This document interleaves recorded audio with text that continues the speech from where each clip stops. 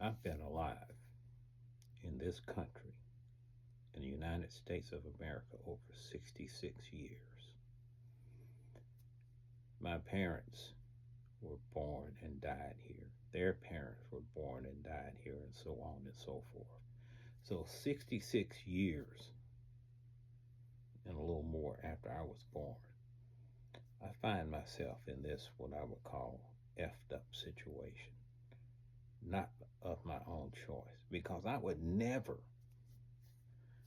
vote for president for a convicted felon, for an adjudicated sexual abuser, for a man that mocks, you know, the handicapped,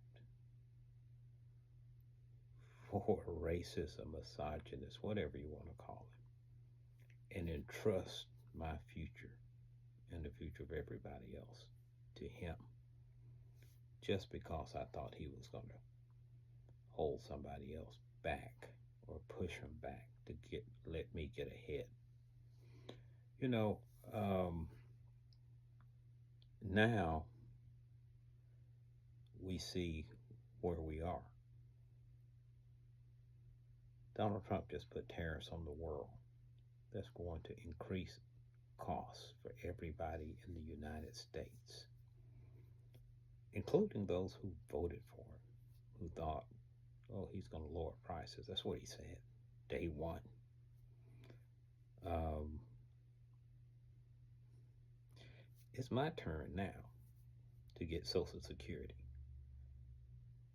Something I never really thought about worrying about. You know, I'm the last of 9 children in my family, and there's 4 of us left.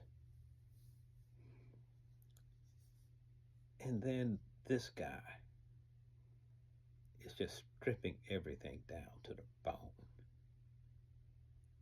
Will I even get my Social Security? Not because it's been taken, but because the system could just crash with so many people laid off that know what they're doing. And the country's is being run by a team of absolute morons.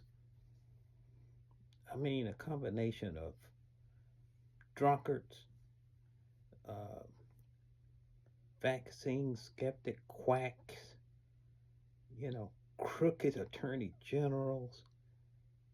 I mean, it's just on and on and on. They're all on a path to just destroy everything and burn it to the ground. I didn't choose to be here. I didn't vote to be here. And some of the people that voted that got me here, I'm just baffled why they did that. I mean, a majority of white women voted for Trump after he stripped them of rights, took away their reproductive freedom. They're basically second class citizens again. And they voted for this guy. You know, we need Congress people that are so afraid of their job, they'll just let us burn before they confront Donald Trump. It's just absolutely amazing. I don't even know how to say that I could conceive of where we are right now. We're on fire, basically. We are literally on fire as a country. Stock market's imploding.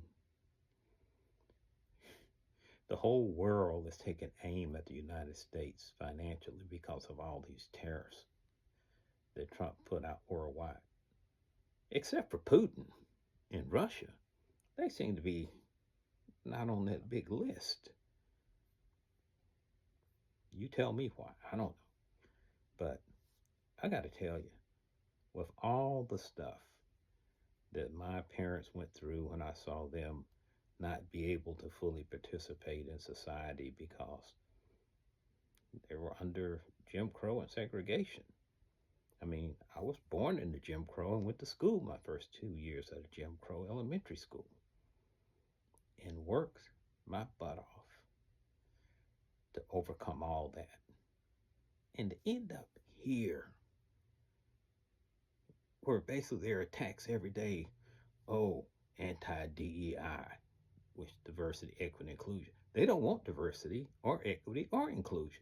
That way they can put somebody like a Pete Hegseth over the military and defense department who's absolutely unqualified.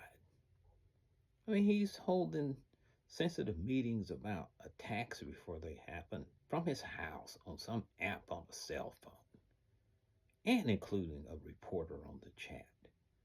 I mean, how stupid and dumb and incompetent.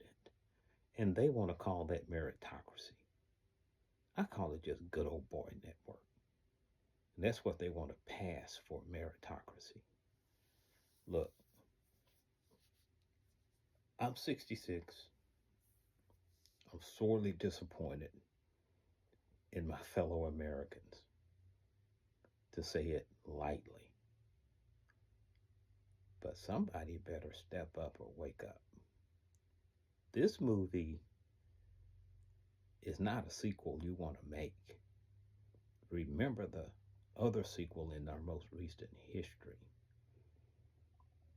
And that ended badly. You know, just because Pete Hegseth and Trump took the references